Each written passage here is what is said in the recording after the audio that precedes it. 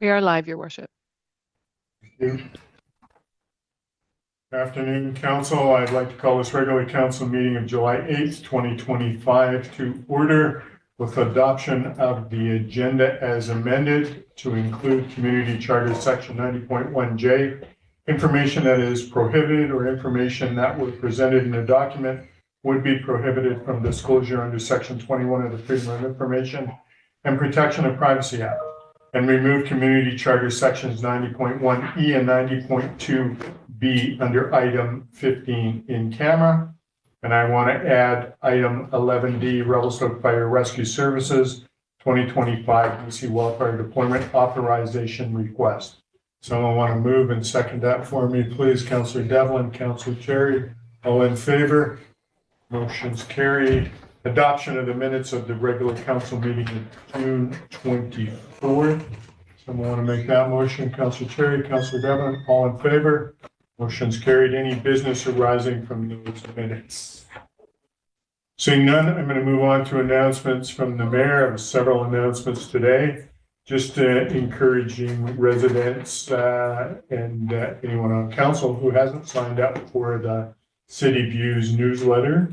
If you do that, you'll be able to get timely updates on what's going on with the city. I want to thank Katie Mills and her colleagues and all the volunteers for the fine work on Canada Day, and to Chief DeRossi and the fire crew and all of their staff. Appreciate all that they do. Thank you for that.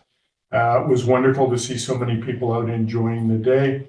And thank you to our MLA, Scott McInnes. He was here for the day, and good to see that.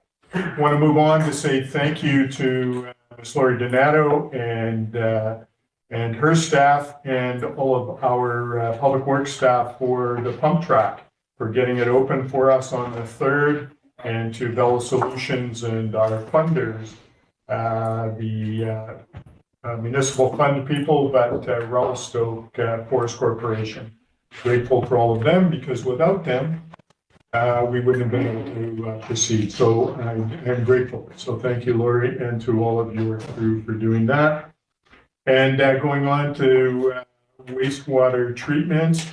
So as you know, June 16th, the government approved our wastewater treatment plan, and our contractor Shandos has moved equipment in and their buildings, and they're mobilizing to start the work. So I don't know if I've seen Mr. Black smile as much as he has in the last little while, but he's pretty excited about that. And I want to suggest or say that we have a new Talk Revelstoke page that our engineering team and Francesca have put together. It's dedicated to engineering projects this year. It details upcoming construction projects for the 2025 summer season with project overviews, expected timelines, and construction impacts. This page will be updated regularly as and when our team know more about a project. So it will provide curious residents with some information regarding work they may see out and about this summer. So yeah, you can go on to Talk Revelstoke, but engineering 2025 summer construction work / Talk Revelstoke, and that should be able to take people right there. So I wanted to say thank you to all of you for the work in upgrading all of these things and being able to keep the community advised. I'm grateful for all of that. So we have a delegation today.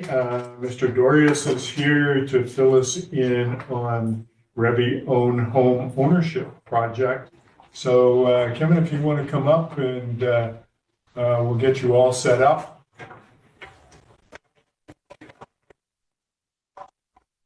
You guys have my presentation you can just put up, or do you want me to? I don't have it, however, yes. Ms. Delasel, do you have Mr. Doris's project that you can put on the screen? I can. Yes, I can put it up for Mr. Dorius. One moment. Awesome, thank you.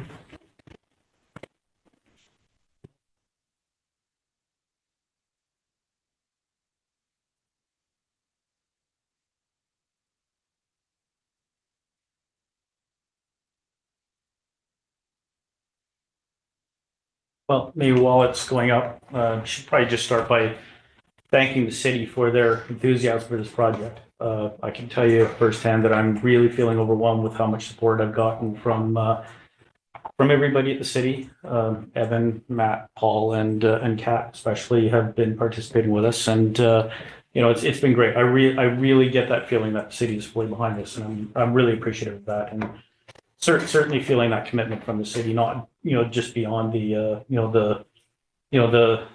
the commitment of the land, but just in terms of city action since we came to that MOU has been very demonstrative and motivating for me. So thank you for that.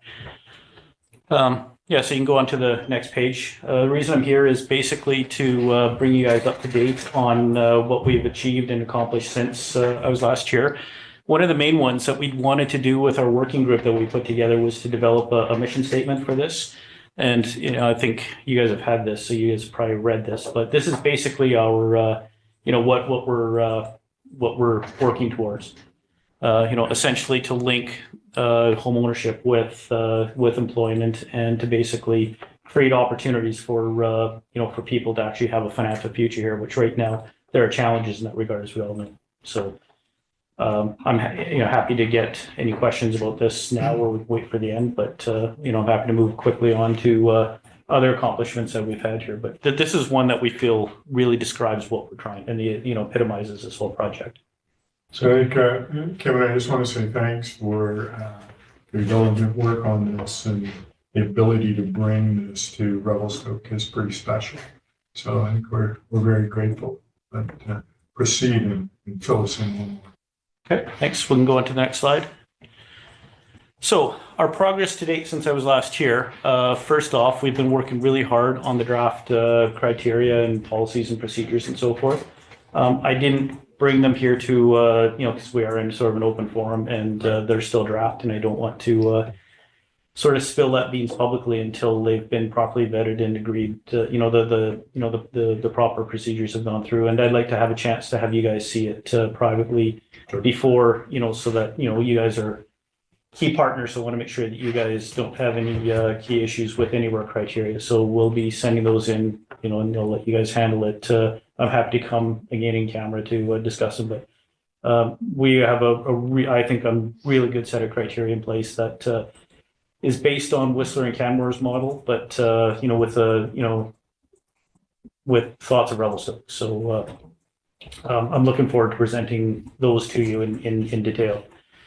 The second thing that we've been working on is different partnerships, and so I've been talking to RCU about a partnership and them handling the consumer lending side of this. I would like to have, when we're all set to go roll out, that there is a mortgage product that is ready to go, that has been well thought out, and also some of the sort of the oddball additions that we're doing to this whole thing, such as the savings mechanisms for people to get on the wait list, without having the down payment fully in place. Right. And so they're working on that side of things. I'll be presenting to them hopefully in the near future. I just got to line that up.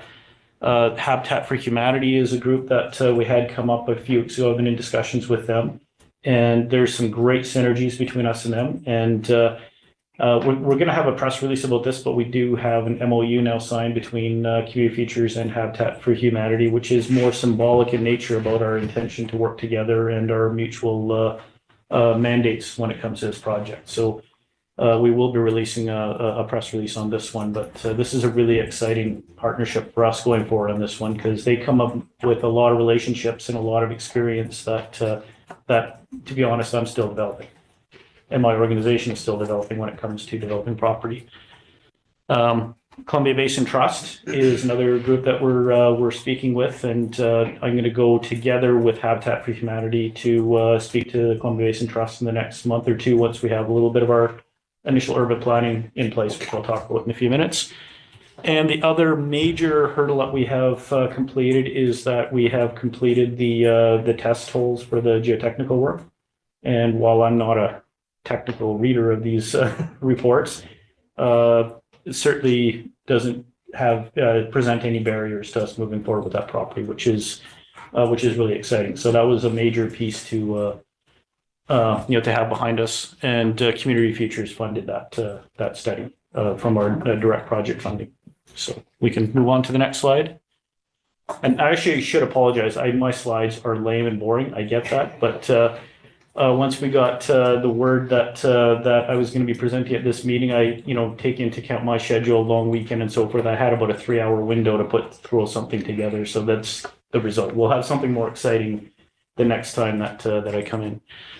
Okay, so the current phase, we anticipate that we'll be finishing this in fourth quarter of this year. That includes some of the initial urban planning, as well as the whole draft criteria and and the wait list and policies and so forth. So that continues, and we'll be finishing that through summer, fall, and then moving on. The next phases, which we'll tackle for Q1 and Q2 and 26, will be more planning, development concepts for the initial construction, project financials. We'll be developing our approach to how we're going to develop the land. We're still sort of talking about whether we're going to do all of the master planning up front, or if we're going to get a quick win and get the first building built in a corner of the property. This is still sort of being developed. And in terms of that approach, we're taking a bit of a conservative approach because, like I said, we're learning as we go here. But we want to take the time to do this right. Like, I'm looking at that incredible piece of property that we're working with, and I want to make sure that we get this right and don't mess it up, so that we so that we take the time to actually get this perfect, and so forth. So. And then we'll begin working with Paul and his team on, rezoning development processes. And then the other thing that we'll have to do, because we'll have to start looking at how this final product is going to look in the end, is starting that discussion about the next phase of the land disposition process. There's, as you guys would know, the 3 phases. We're through the MOU part of it, and then we have to get into the the actual discussions as to how the disposition will look, whether it's a straight transfer of title to the program, or whether it's a long-term lease. And then the final phase will be the actual conducting of that of that disposition process. So in the coming months and quarters, we'll start having that discussion as to how that's going to look in the end, so that we can factor it into how the final the final product will come out. We can move on to the next slide. Okay, so then we'll start working on our RFP process and financials and so forth, and we'll have that completed by 2027. These dates are meant to be conservative. If we can beat these date targets, great. But I don't want to set up. Like when I first started this, I had some ideas that we'd be putting shovels in the ground in 2025, but I realized that with what we're trying to do, that's not realistic. So I believe that these dates are fairly conservative. We'll be working on the building permit submission during that time, construction processes, and then finalize the land disposition process, so that we know exactly how things are going to look with the legal arrangements we have with buyers and so forth. And then so we're looking at construction for 27 or 28, and then basically go into the ongoing administration, which is the waitlist management. And then hopefully we have people actually living in these units beginning in 2029. I would like to beat that, but this is what I think the very achievable targets are. We can move on to the next slide. Sorry, I'm packing thoughts into a 10-minute. Okay, so the immediate next steps is that we want to begin a communication process. We would like to do this hand in hand with city staff. Because yes, we're doing the work on this, but this is city land, and that's not lost on me. We want to make sure that it's a full partnership going forward. We've developed a survey to send out to potential buyers, so that we can start to gauge their readiness, what kind of units they're going to be looking for, and whatnot. Basically try to get some information that we may not already know about our potential buyers, and just to be ready for as prepared as possible. It will also be our sort of first look at what kind of wait list we may be looking at, and what kind of demand we're looking at. So that'll be part of our public communication, which will be also the MOU with Habitat for Humanity that we'll be putting out, and we'll be communicating the policies and criteria the waitlist process that will be going out. And then when we are ready, we will launch the waitlist application process, but not until we have, everything nailed down in terms of all the policies and that we've had a chance to look at the initial planning and that we're very comfortable that we have something that we'll be able to put out, because I don't want to get people all wound up and, and then to having to relook at our numbers once we start looking at the financials. And then, and then the master plan development is something that we will begin. I'm not sure where we're slotting this in yet. I'm thinking that we should probably do it sooner rather than later, but we haven't decided, like I said, if we're going to just get a quick win and get a building built and then do the master planning for the rest of the site. It's a big site, so, we could do it both ways. I just, we haven't made a clear decision as to which road we're going to go on that one yet. And it'll probably be Paul that helps, define the direction on that one as to whether we get a quick win or whether we do that beforehand or not. And we can move on to the next. So that is quickly trying to keep within the 10-minute allotment I've been given, but I'm certainly happy to answer any questions about what we've been up to or where we're going with this. Well, thanks again, Kevin. Appreciate all of that. Council, any questions for Mr. Dorius? Councilor Cherry, Councilor Lucia. Thanks, myself. Just through the chair, to Kevin, can you give us a timeline of your immediate next steps? Sorry, Can you give us a timeline on how quick the immediate next steps will take? Section? this year. This year. Yeah. Perfect. That's great to know. Councilor Lucia. Thanks, Marshall. Question through to Mr. Dorius or staff. With the rezoning that would be required for this property, would that have to go through an OCP amendment? Or are you not sure because master plan is I would defer this to Paul. This came up in our meeting that we had with Paul as to, because right now I think it is zoned for an apartment building, if I remember correctly, whereas we're not necessarily looking at an apartment building per se. There may be, but more likely that it's going to be like blocks of 8 or 10 units. Mr. Simon? Your Worship, Councilor Lucio, if the proposal doesn't exceed 4 to 5 stories, then it would align with the existing OCP land use designation. If we start getting beyond that, then you'd be looking at an OCP amendment. We don't anticipate one for this project. Oh, thank you. Any other questions? Councilor Sticklers? Yeah, just thank you so much for the presentation, and through the chair to Mr. Doris. Could you just elaborate as to who's in the working group for these policies and Yep.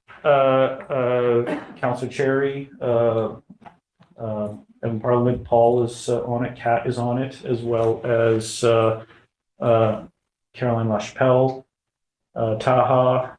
We have Tara Sutherland sort of giving a real estate voice. Dallas is participating. Mark McKee is on this group. I'm missing some people. We invited Eric Stone as well. He's participated in a few meetings. TR. Oh yeah, Tourism Russell Tennille is participating. We have created quite a broad group of people and voices to help contribute to this. And we've also been getting some feedback from a few potential employees. Just they're hard to line up because they've been working during the day that that we're meeting as a group at 9:30 in the morning. great. And maybe one more question, if I may. So my understanding is that the real estate is rapidly changing. Reports just came out this last week from CMHC in regards to the rental market and regarding to new products that they're offering. And I'm just wondering, how are you guys adapting to the changing real estate market? Yeah, to be honest, I've been working this field for 28 years now, and I've seen the real estate market change and return and change, 7 or 8 times. The big issue that we're facing in town is the actual real estate prices. And, and there might be units that are selling or not selling that, that are at the higher levels, but it still doesn't get around the problem of how do people, buy a place where you need, a couple $100,000 down and, maintain a mortgage on $700,000 or $800,000. And so we're still going ahead, great guns, despite, some, turbulence in the real estate market right now, because I don't think I actually changes the reality for the target buyers that we're looking at. We actually feel that over time, as this project evolves, we're going to help the local real estate and development by having people with building up equity, being able to transition to the mainstream real estate market down the road. And we think that we're going to be able to actually help developers in the long run. At the same time, in the short term, helping people who want to live, stay, and work here be able to actually come here and stay here. So we actually think that this is complementary in so many ways, even just beyond trying to create that opportunity for people to stay here, and for businesses and organizations to be able to retain their staff. Does that answer your question? It does, but I think it leads into like further discussions, because I think, as I'm sure you're aware, the devil's in the details when it comes down to pricing. And right now we're facing some pretty significant cost increases that were unexpected. And the current economy is really, it's a pain point, right? So how do you develop something that's affordable, that's available to the entry level while maintaining a good cost margin, right? Yeah, and yeah, I hear you. I mean, one of the things that we do have going for us, which is thanks to the city, is that we don't have land costs, and we do have some capital partners come to the table as well, which will help us keep some costs down. So, yeah, we're going to be looking for ways that we can keep this affordable and so forth. And the incentive is that it will always be affordable. In fact, over time, it will get even more affordable. Real estate prices will continue to rise faster than, usually faster than what the inflation rate is, which is what we're looking at as value increases for this project. Just to tee you up here, and not trying to interrupt, Angus and Amy are also on board. Yes. Yeah. Good. Thanks. Any other comments, Councilor Palmer? Thank you, Mayor Solis. Thank you, Kevin, for the presentation. Thank you for the realistic dates as well. I've seen so many of these things. You can thank Paul, because he clued me in on what's realistic and what isn't. Yeah, because quite often it's I see very unrealistic with governments and stuff. So a few further questions regarding the zoning and stuff. So further to the previous question, what is the current zoning on the property?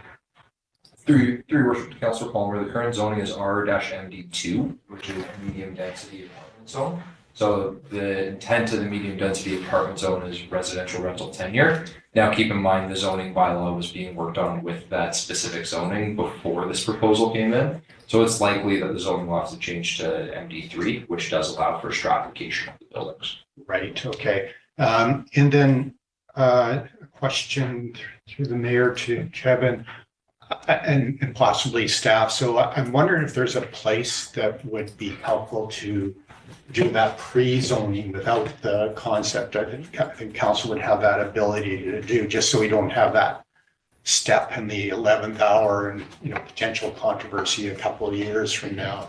If that's the intent of that property, whether there's an opportunity of doing a pre-zoning in advance so that that's out of the way. Through your worship, Councilor Palmer, most certainly.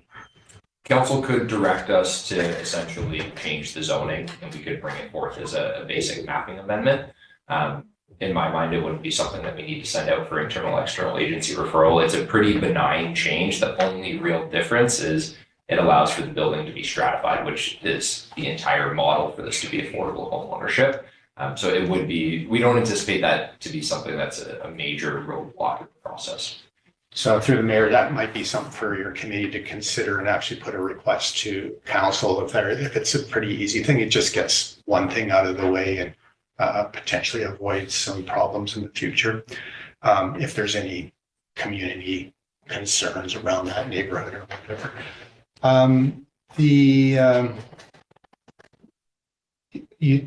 Through the mayor, Kevin, you talked about the conceptual master plan in this idea of doing a building versus the conceptual plan. And so I felt the sort of tension between those two things. You talked about you want to make sure you get it right. And that's, I think, a piece of that. So just an idea is that maybe on the master plan, if you're looking at one building, a conceptual without locking yourself in on the master plan so that it's not as a standalone. I guess the concern that I might have that I sort of sometimes see is a building's done and then the afterthought is, oh, we could have, we should have, or that kind of thing. So, yeah. Yeah, I mean, there's two thoughts in this. I mean, number one is to get a victory, and it brings more project partners, because the one thing about this project is that we're a bit ahead of other communities on this one, other than Whistler, who did it a long time ago. Yeah. But like as I talk to potential partners, there's a lot of how do I put it? This is too new for us, and so having a small victory and then being able to base your planning around what you learn from that one is one thing. The other factor into this, I'll be honest, is the cost of master planning, as opposed to getting one building done and so forth, and being able to go and get those partners when the costs are going to get bigger. I don't have a massive budget, and we're putting very, very significant community features resources into driving this forward. And it's a matter of, to be honest, of trying to get everything done within a way that isn't going to, break our bank in terms of cash flow as well. So those are the two considerations. Yeah. So through the mayor, I think those are very relevant. Yeah, the project, master. If you go to a full-fledged master plan, it could just delay things, and then that yearly win. And I guess it's just an idea of a super low key, just maybe with your working group saying, just a conceptual, saying, well, how might this work? And you're probably doing that anyway, organically. I think my other question you more or less answered. So again, through the chair, was the risk of diminished demand. So we have this kind of 4-year frame, and if there is economic downturn and there's a reduce of demand, I think you sort of answered it. I don't know if you have anything more to, that just having that, what is the contingency plan of diminished demand? Yeah. See, like I'm going to go back again and sort of answer that question a little bit further when it came to the first. Like in 2008, we were already getting into our first major demand cycle, and then it died off for a little bit, and we actually had a bit of a recession. And I actually was talking openly at the time about how we need to actually get on housing while we have the opportunity to do it. When things did slow down a little bit, and not everyone, well, really, I didn't get a whole lot of people listening to me, and I don't want to make that mistake again, because just because we're in a downturn potentially in the real estate market, number one, like when Councillor Stapenhurst asked the question, it still doesn't get into that core affordability side of things. But number two, 3 years from now, we're going to be in an entirely different place, and things could be just humming along again. And if we don't, if we alter course now, then we're going to be kicking ourselves in 3 years again, I think, because I've seen this happen 3 times in the last 15 years. And each time it comes out, the fire is roaring faster and harder than it was when we came into the, into that slight decline in real estate sales. So I'm not going to slow down with this little downturn. We'll be kicking ourselves if we do. Yeah. Follow-up? No, that's good. Councilor Lewis, did you have a question? Thank you, Mayor Schultz. Yeah, so I know that council has made a decision when it comes to short-term rentals. What's the working group's thought on having auxiliary units in your development for people to have the ability to be a part of the tourism economy? So, I mean, I've had this discussion with people from the Whistler people and Canmore and so forth, and it starts to create some slippery slopes when you start mixing the two products and so forth. So right now, I would say that we probably wouldn't have auxiliary units in them. Like they're going to be, fairly basic but very livable units that we want to build. But as soon as you start to throw the rental side of things into it, then it also it creates some unanticipated problems that certainly Canmore has experienced. So, I'll also caveat by saying that anything is possible at this point because we haven't done that planning. If we find a solution that works and overcomes some of the issues that have come up in other communities, then I'm all for it. But So at this point, we have great flexibility in how we, how we shape things. But right now, I'd say we will probably let the rental units be, the rental units and the affordable ownership units be, it could be that they're units that perhaps the housing society manages as rentals. But I think that we would be selling units as standalone units to individual buyers. Okay, thank you. Any other questions? Councilor Nunn? Yeah, thank you, Mayor Stalls.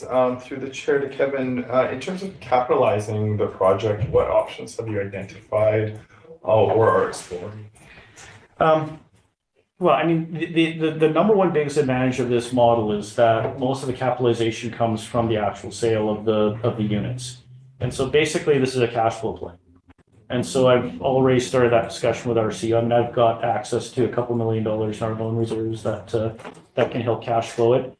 But I've also got, Cascadia Credit Union, I should use the proper name now.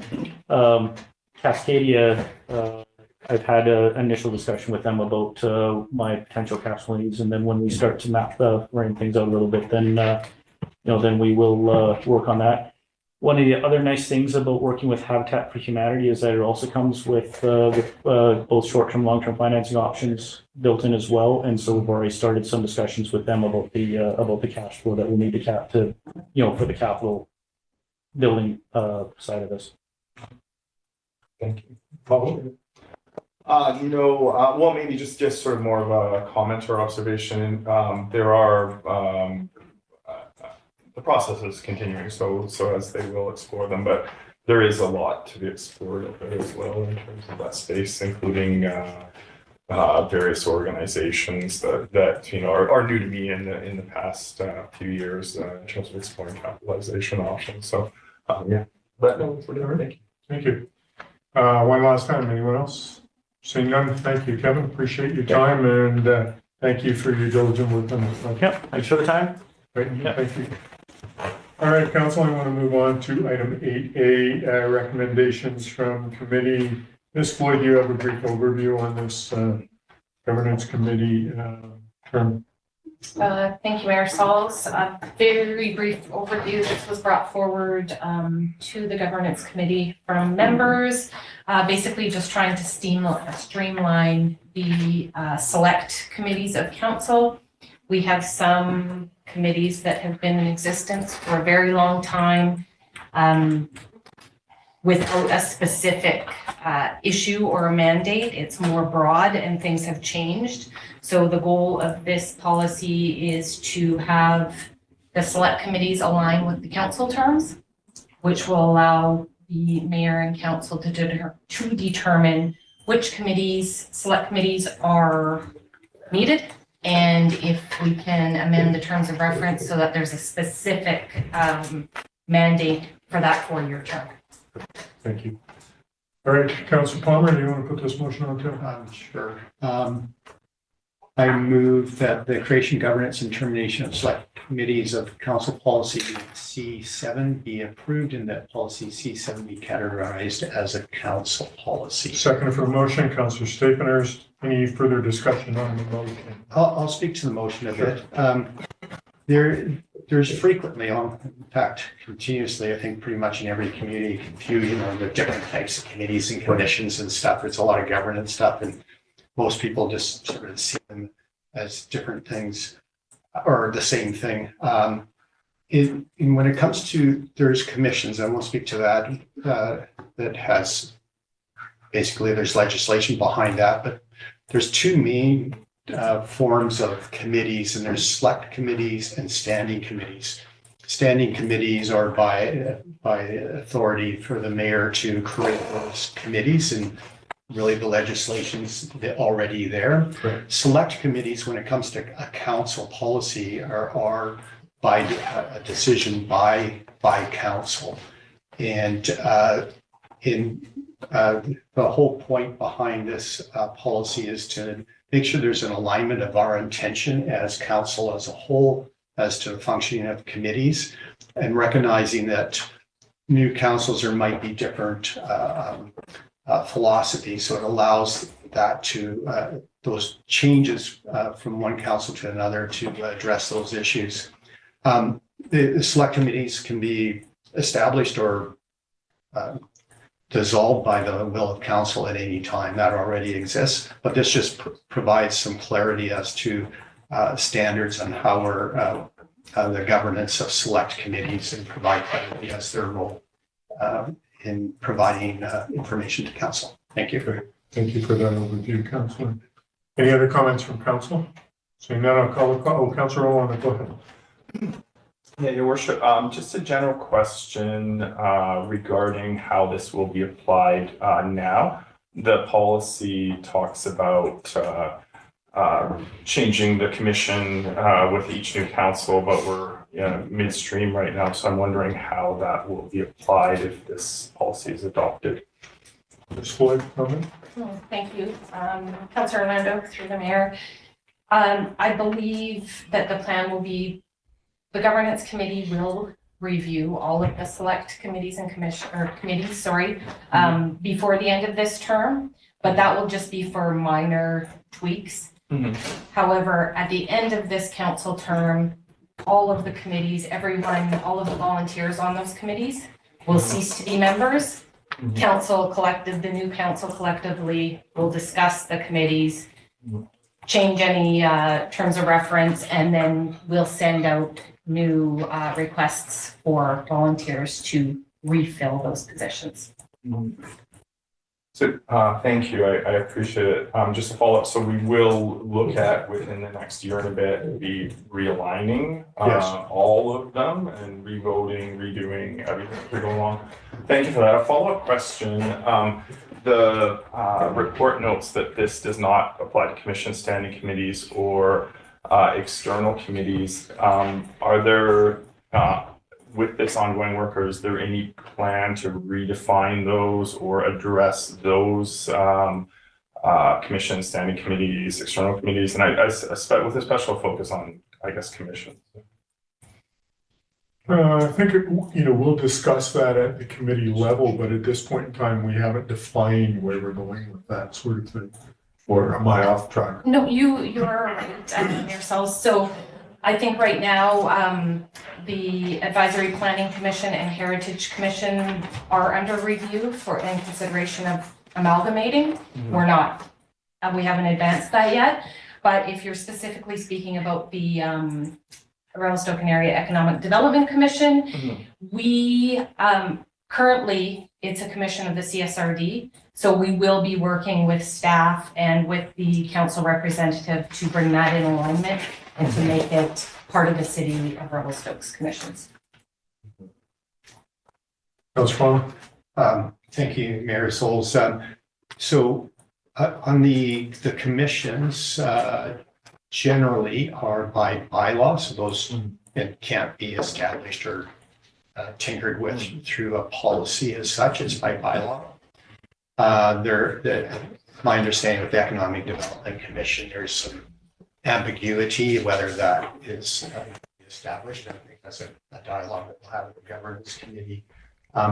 We did have I don't know if it was on the agenda, but we did have a brief discussion on that. And I remember saying, okay, well, we'll need the representative in that discussion as far as the Economic Development Commission goes, and probably the Area B representative as well. So the other commissions are by bylaw.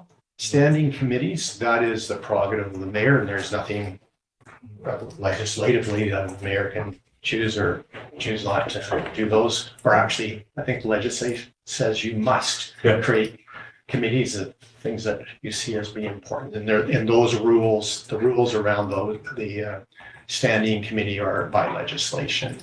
So probably the most notable, at least 50% of that membership has to be council members. Any other questions? Yeah, I just have one more if I can follow up. And it was good that Councillor Palmer gave a brief definitions of select committees, standing committees, commissions. If you look at our select committees list, I'm just looking at the city's webpage that lists them. I mean, arguably, some of them are not within the definition of what a select committee is. They're sort of more narrow focused, have a very narrow mandate, or do not have a planned expiry date, which is to some extent what a select committee would have. And my question through the chair to staff or committee members is, what is there further alignment or thought or planning going into that question? Any follow-up? Sure. So Councillor Orlando, I think the plan is to go through each of the committees, select committees with the governance committee, invite the council representative and the staff liaison to review the terms of reference to make sure that it aligns with what a select committee actually is. But it will definitely include staff and the council representative, and then it would have to come back to council for concurrence. And a follow-up question is related to, I guess maybe it's not necessarily within select committees, is arguably as well, we have areas of operations or governance that are not covered by any committee or commission directly. So whereas we have select committees that are pretty focused, narrow focus, we have other areas of operations that really is a bit of a question mark as to how higher level decision making would be brought forward. In my thought that needs to be part of consideration as well. My last question is related to sort of overall direction from the governance committee on this specific area of alignment of committees and commissions. What I hear in the responses is there's more things coming down the road, but what I have a feeling when I see this in front of me today is here's one piece of a puzzle. You don't know what the puzzle is yet, just work on this one. And I'd like to see that scoped out. And I was wondering from the committee if there's any thought to, an overview or a session or even tapping into, committee commission members to share with them what the plan is here, because my feeling is a little bit is we're sort of making tweaks one-off as they come along, and I don't have a holistic picture of where we're going in the end for this or the motivation as to why. Yeah, absolutely. And I think, as a committee, we'll discuss that and then bring in council and do it holistically where we can get to that point and say, hey, here's our overall view of where we need to go. Comment? It's certainly stuff that I think about and I certainly appreciate. So, for example, the governance committee is a standing committee, so it's by virtue of the mayor establishing that, which I do thank the mayor for doing that. Arguably, it could be a select committee of council, and because really it's dealing with overall council stuff. Specifically on the big picture. And we did have some brief discussions on like a governance review trying to map up the big picture. That, $50,000, $75,000, $100,000 consulting project, does that move the needle ahead? And is it a good use of funds? Really, that from my perspective, the legislation is pretty straightforward, but then things happen. There's a culture that happens, organizational culture. There's expectations in the community, and those can morph over time. And so ultimately, the select committees should be established by council, which they are, and have a mandate, the terms of reference, as determined by council or advisory back to council. And that over time has maybe diminished and become obscure so that these become their own entities. And then the other problem is on, some select committees, are they being effective, feeling effective as well, feeling empowered within whatever those terms of reference are. So whether it's very narrow focus, so an example of that would be the The multipurpose center is a very focused, kind of, very specific thing.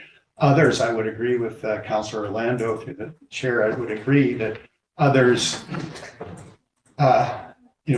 ought to be ongoing. So we do have things like the Social Development Committee, which has been an ongoing, but other areas, for example, governance or, Public Works is also a standing committee at this point. I would say that should be a select committee and probably tweaked with each council to make sure they're on the mandate given through the terms of reference. So that's, I think the big picture is, it might feel that it's a little ad hoc, but really the select committees is it is what council establishes, and it should be reflective of what we see as elected officials, making sure that it's in alignment with those community priorities. Any other comments? Yeah, just one last comment. I would really, my feeling is I'm sort of on the fence on this, in that down the road, I guess immediately in the next few months,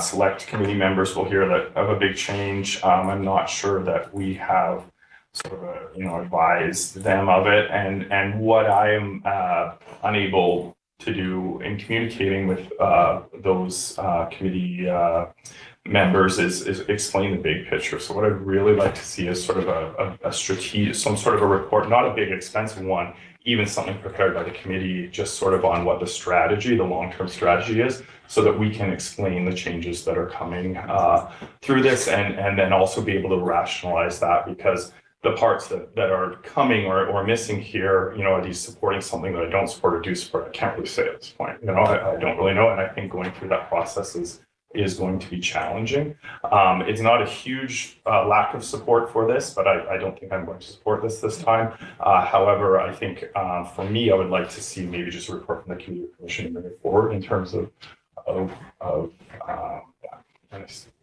and that's it. And I noticed that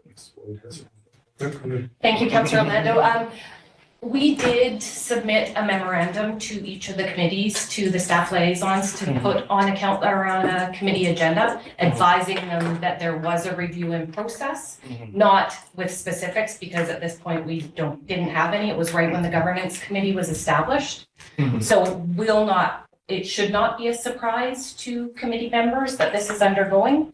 If any changes are made or suggested, I believe it will go back to the council representative to explain to the select committee members, and then feedback could be provided to council when they make their final decision.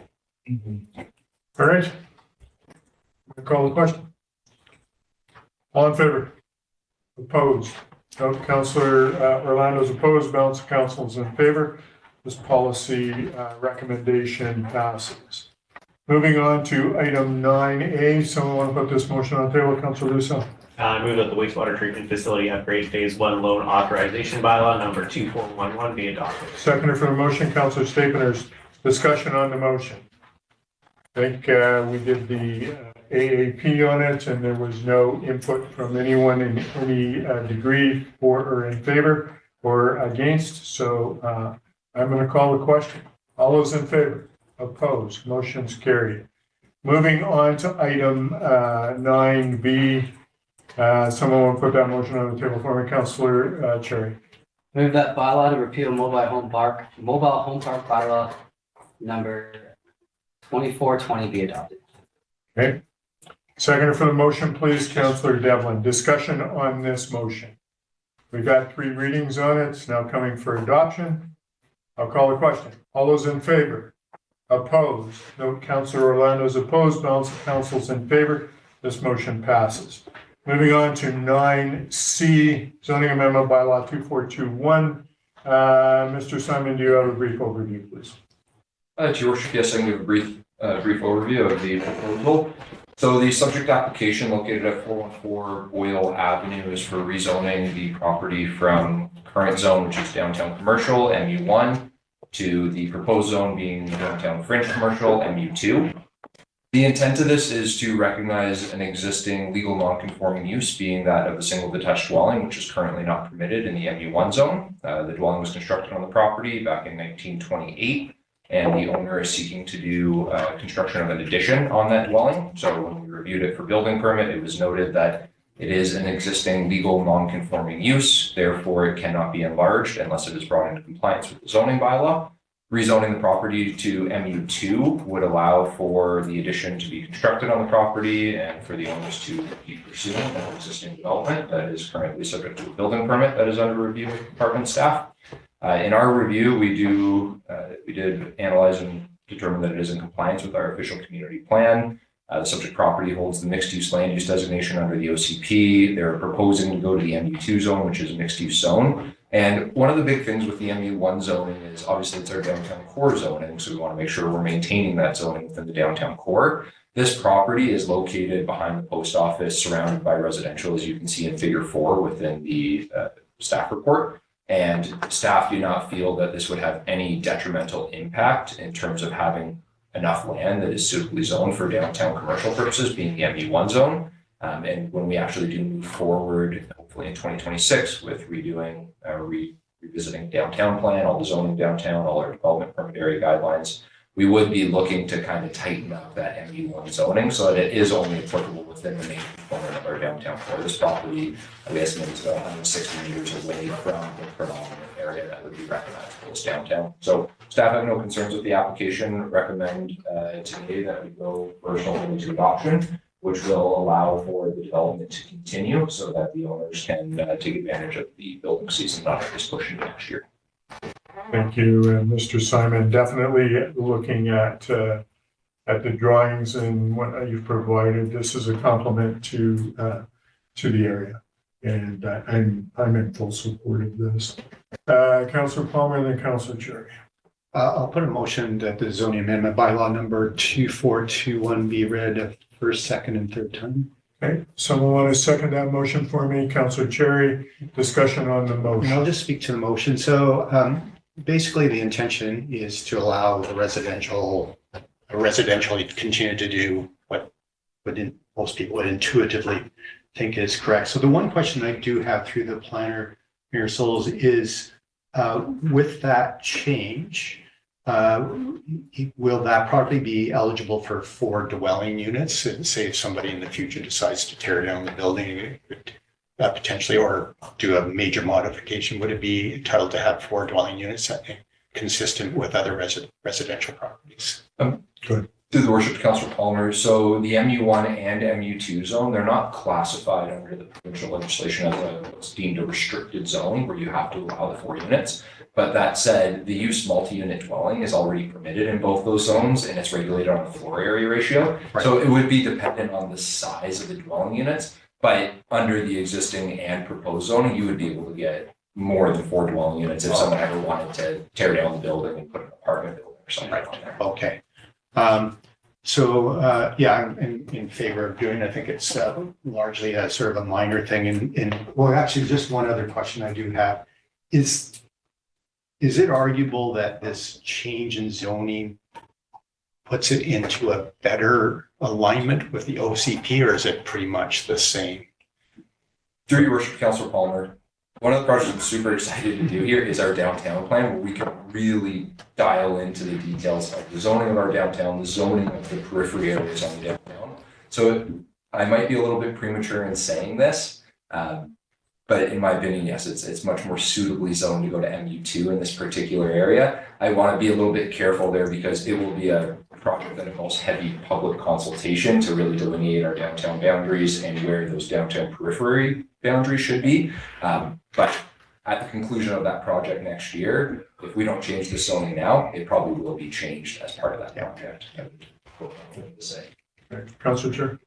Thanks, Marcel. Just wanted to encourage council to be supportive of this. It's a simple addition on a house that's been there forever. We've got a growing family. The applicant is here, and they want to stay in place. Awesome. Anyone else? I will call a question. All those in favor? Opposed? This motion is carried. Someone put number 4 on for me, please. Councillor Cherry. Move that zoning amendment bylaw number 2421 be adopted. Second for the motion, Councillor Lucero. Any further discussion on adoption? Seeing none? Oh, I was Councillor just Cherry. gonna say, I see no reason to slow this down. Okay, thank you for that. I'll call the question. All those in favor? Motion's carried unanimously. Congratulations, Dr. Scheidinger, Glenn Gill. Thanks, Council. Carry on. You've got a wonderful addition both to your family and to your house. Good luck. We appreciate your time. Thank you. Thank you. All right, we are going to move on to staff reports, 11A road naming application. Mr. Simon, do you make any comment on this one? Through your worship, no comment from staff. Okay. Councilor Palmer. I'll move that the name Meadow Place be authorized for the construction of a new roadway required as part of SUP 2022-010, located at Lot 1, Section 25 and 26, Township 23, Range 2, west of the 6th Meridian, Kootenai District Plan EPP 812, PID 027-521-788. Second for the motion, please, Councilor Lucero. Any discussion on this motion? Just a Councilor comment. First of all, I'm getting almost as good as Councillor Devlin at reading that, I think. I'll be letting you guys have your moments. So just to comment, I appreciate that, we had some mothers that the naming was sort of questionable whether it was actually following the policy. This does distinctly follow the policy. There's a bit of skepticism that I have. So, words, these, meadow, oak, those kind of things. Basically, it's a meadow today. After the development happens with the street there, the meadow won't exist anymore, just like oak, which is adjacent, probably had oak trees once upon a time. So, and that just sort of gets back to the street naming and addressing policy. It's been brought up before. Does that need to be modernized? It might be something that hits on the governance committee at some point, but it's not a high priority. Thank you. Any other comments? I'll call the question. All those in favor? Opposed? Motion's carried unanimously. Moving on, 11B, art gallery. Mr. Nato, do you have an oversight on this before we put it on the table? Thank you, Your Worship. I do not. I will just summarize the staff report. The last time council would have seen an art gallery referral come their way would have been in 2022. So it's kind of exciting to have something new coming forward. This piece will be created by Taryn Walker, who grew up in Revelstoke, in collaboration with her father. So it's an indigenous piece that will go behind the Cantina building. That alleyway was approved in previous years when we brought forward the different phases of the art gallery project. And the installation will feature 3 mural panels affixed to the wall, and it will be revealed during the Luna event. Awesome. Great. Thank you for that. I want to put the motion on the table for me, please. Councilor Lucero. I move that the art gallery project located in the alley at 201st Street East be approved subject to the building owner entering into a highway encroachment agreement with the city. Second for the motion, please. Councilor Devlin. Any further discussion on this motion? It's kind of nice to see art stretching out into different parts of the community. So I'm in full support of that. I will call the question. All those in favor? Opposed? Motion's carried unanimously. Moving on to item 11C. Mr. Nato, any oversight on this project? Thank you, Your Worship. This request is being brought forward by the Revelstoke Museum and Archives Society. They've engaged with a local artist to paint a mural directly on the concrete wall facing the Heritage Garden on the museum, at the Revelstoke Museum. So the mural will be on the bottom portion of the building, and they intend on just enhancing that area a bit more. We have a full concept presented as well as the material list, and they have a plan in place for maintaining the mural, and it will be all at the expense of the Revelstoke Museum and Archives Society. Great, thank you, Mr. Nato. So I want to put the motion on the table for me, Councilor Cherry. I move that the mural project for the Heritage Garden located along the Revelstoke Museum and Archives building at 315 First Street West be approved. Second for the motion, Councilor Lucero. Any further discussion on this motion? Seeing none, all those in favor? Opposed? Motion's carried unanimously. Moving on to correspondence, we have a letter from, Sorry, Michelle. yeah, sorry. We moved down the BC wildfire one to 7D. Oh, thank you.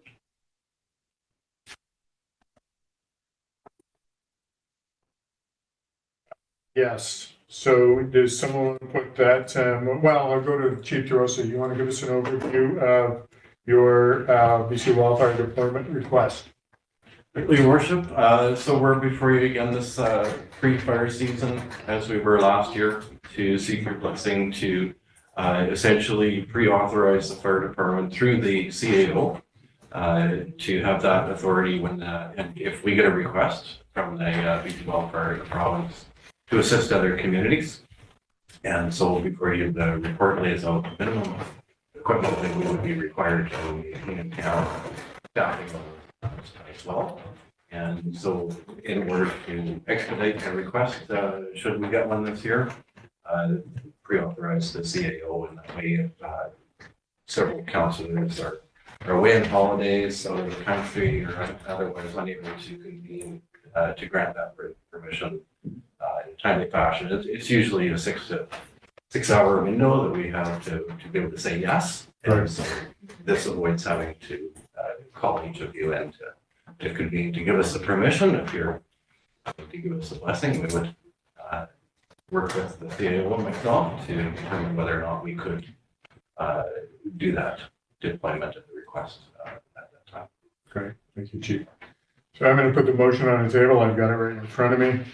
The Revelstoke Fire Department be approved to assist the BC Wildfire Service with deployment of firefighting resources during the 2025 wildfire season, contingent upon a minimum of resources remaining available to respond to local emergencies, and that the Chief Administrative Officer is authorized to approve the deployment of Revelstoke Fire Department resources when BC Wildfire makes a request for assistance.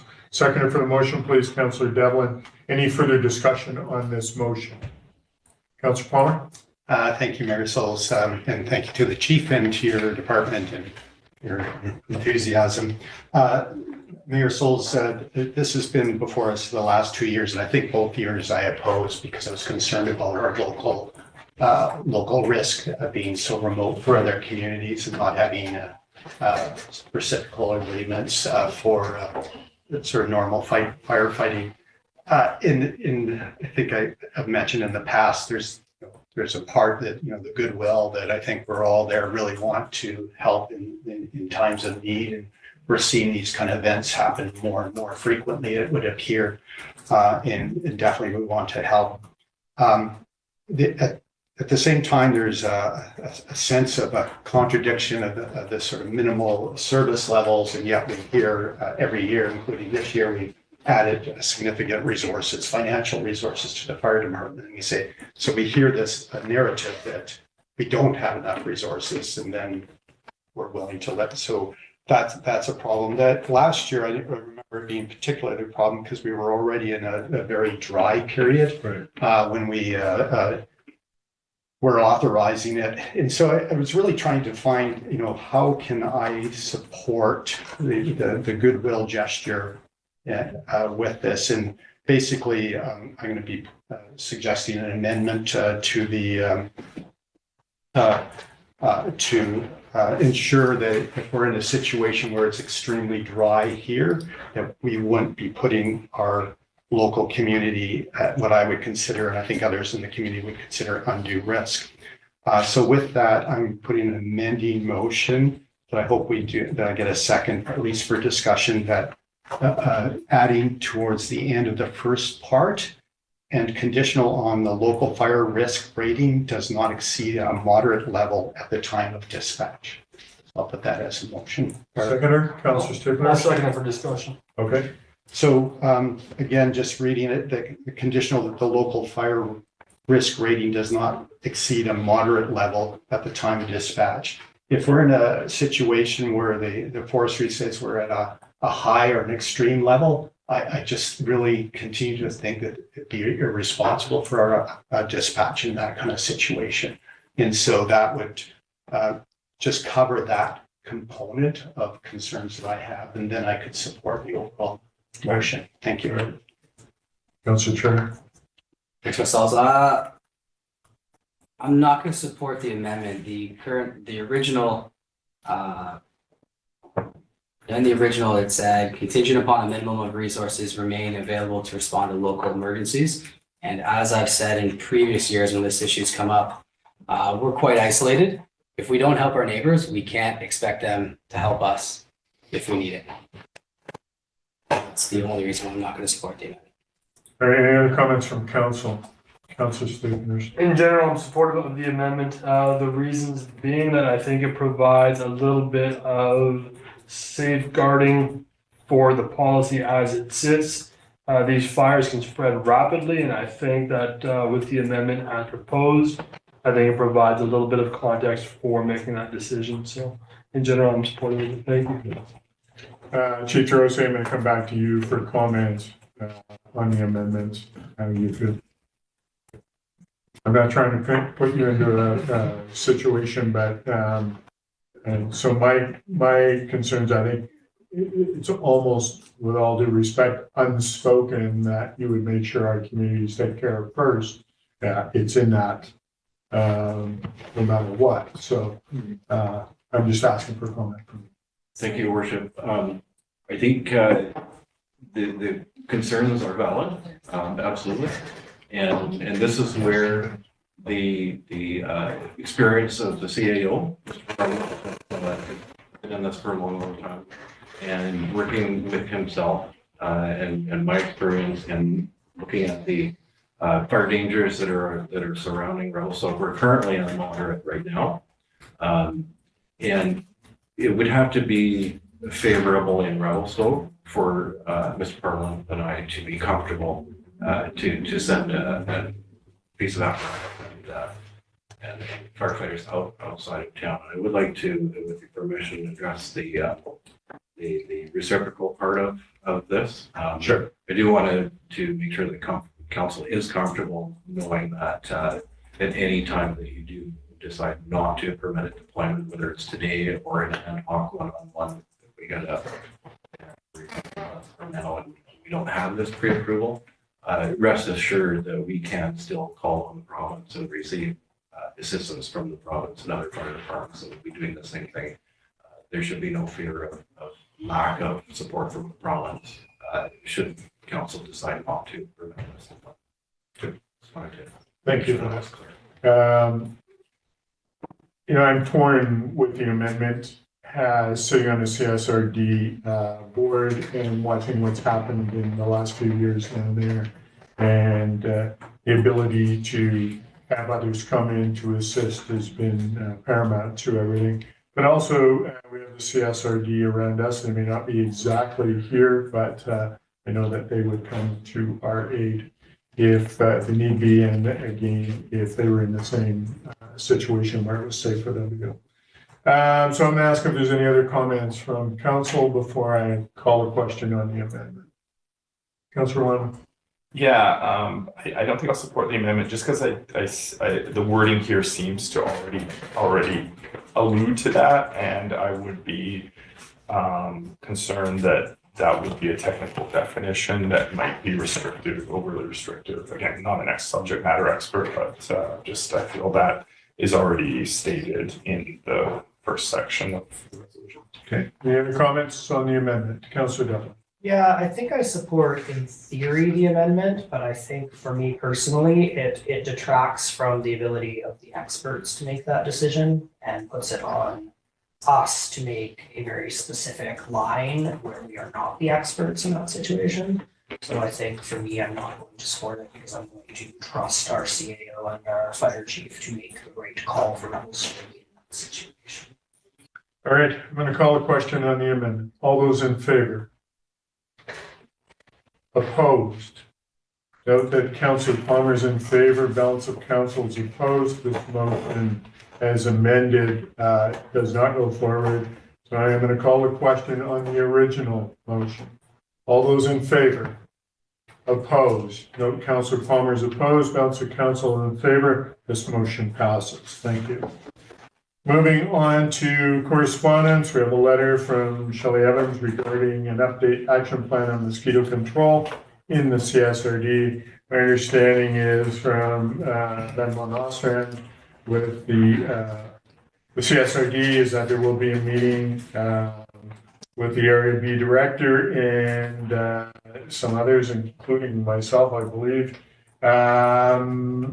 to discuss updates on mosquito control. Mr. Parliament, do you have any comment on that? Yeah, thank you, Mr. Mayor. So on July 15th, representatives of the CSRD will be coming to Revelstoke to meet with the mayor and I to go over several issues regarding the city itself and Area B. This is one of them.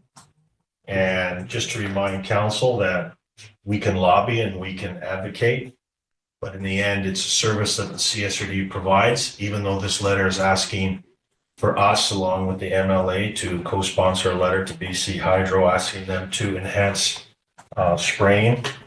That is something we can advocate. I just want to make sure that the folks writing letters to the city, we simply pass them on to the CSRD. They are our partners, and we know how the funding works. So we will continue to advocate and lobby on behalf of the residents that want to see enhanced mosquito control. And we'll be talking about that on July 15th. Okay, appreciate that. Any other comments from Council Palmer, Councilor Cherry? Thank you, Mayor Souls. Yeah, just a couple comments. So the letter is specific to council on a lobbying effort with BC Hydro. It sounds like maybe that's covered off in part, but it's not necessarily a strong message from council. There's been a lot of dialogue, been a lot of letters, and been a lot of mosquito bites on, I think, probably most of us that it's hype. And this started with Area B, their jurisdiction, saying, look, give us the same thing that Revelstoke gets so we don't have so many mosquitoes, if I can oversimplify it. And I've noticed that year after year for the last few years, actually since COVID, the mosquitoes are worse. There's no question they're worse. It's changed my practice on when I go into the forest and that kind of thing. And it certainly over the last 3, 4, 5 years, and in particular the last 2 years, it seems notably worse in Revelstoke. So a question that I wonder is what was happening before and what's happening now? What's different for Revelstoke?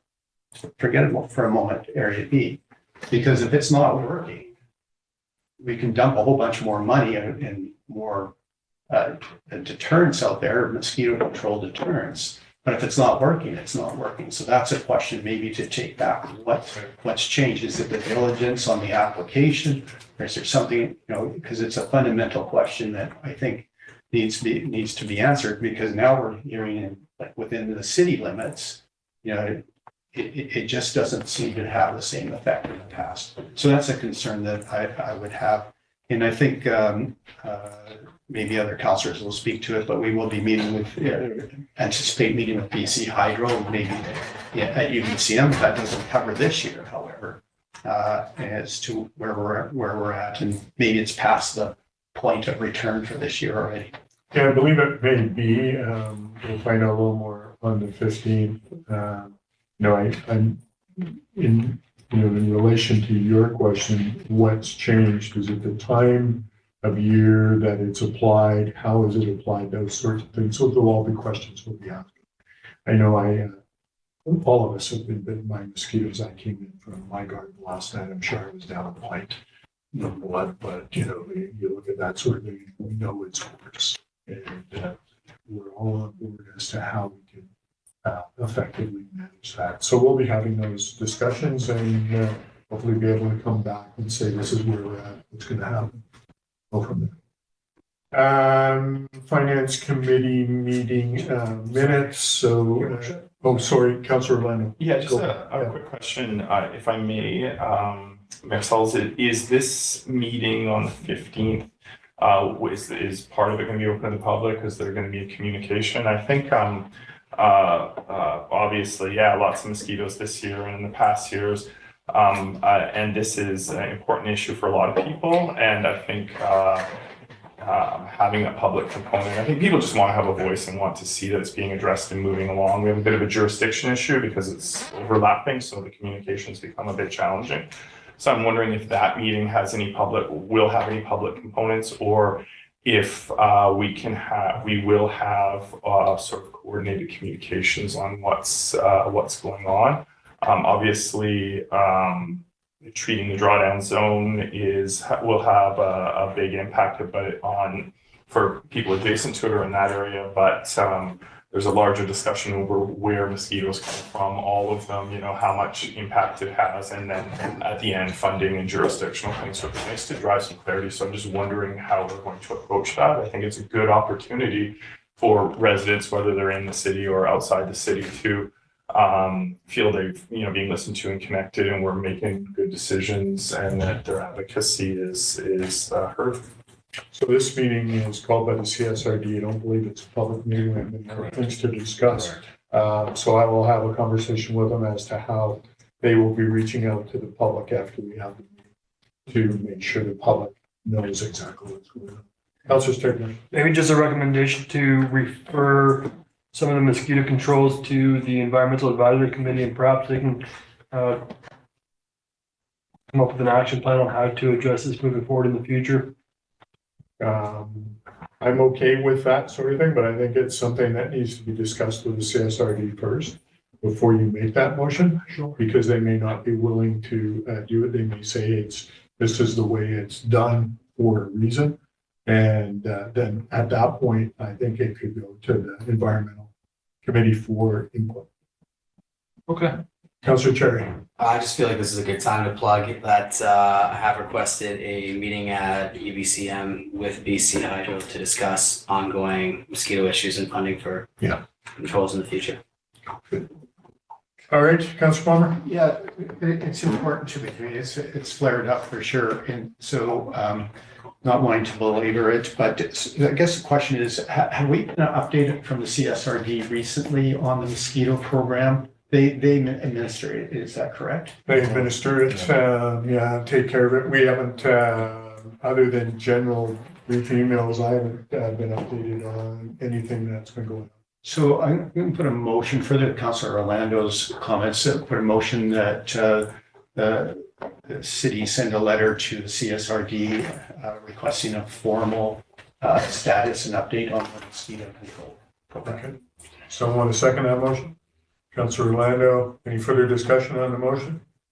I'll call the question. All those in favor? Opposed? Motion carried unanimously. All right, I'm going to move on to Finance Committee. Just briefly on that, we talked about the dates of all of the meetings. We talked the budget schedule.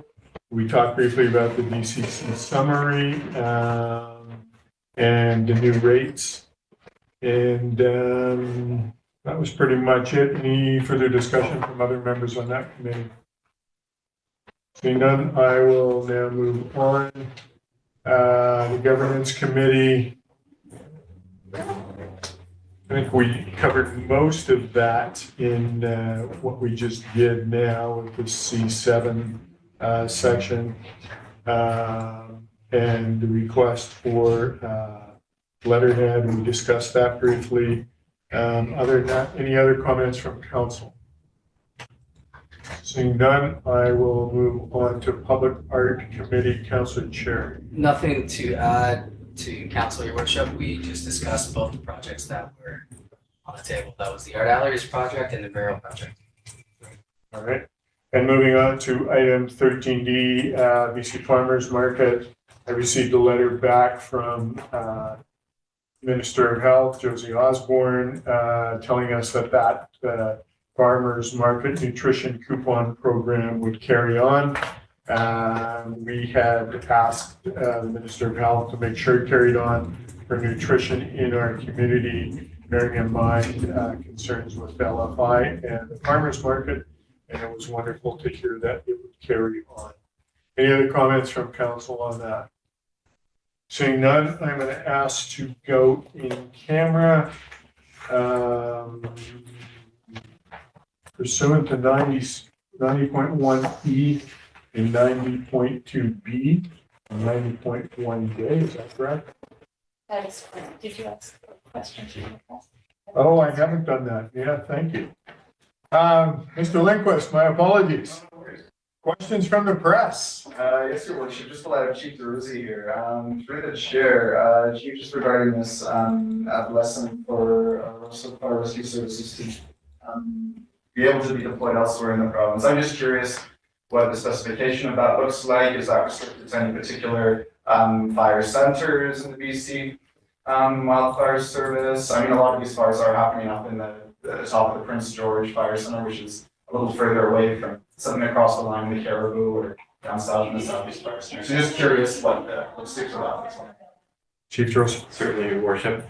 To Mr. Lindquist. So there is no restriction specifically for BC Wildfire, even though it's BC Wildfire Service. Resources can be accumulated from various communities in the province and distributed where those fires happen to be. And likewise could also be brought here if we needed those resources.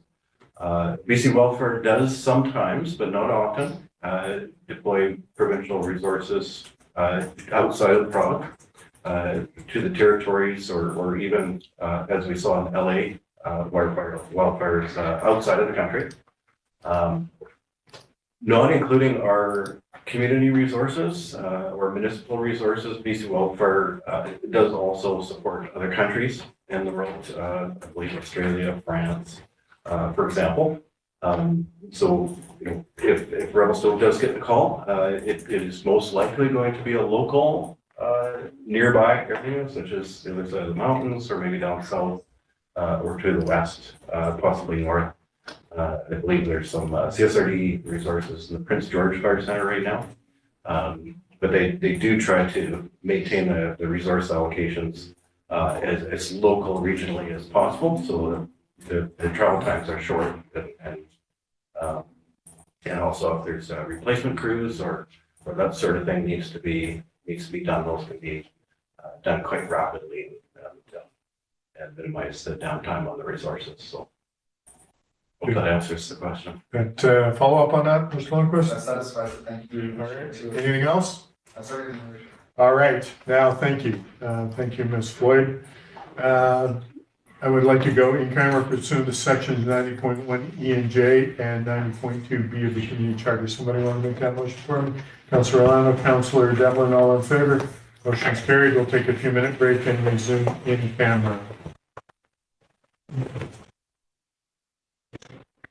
Mayor Sauls, as previously stated, do you have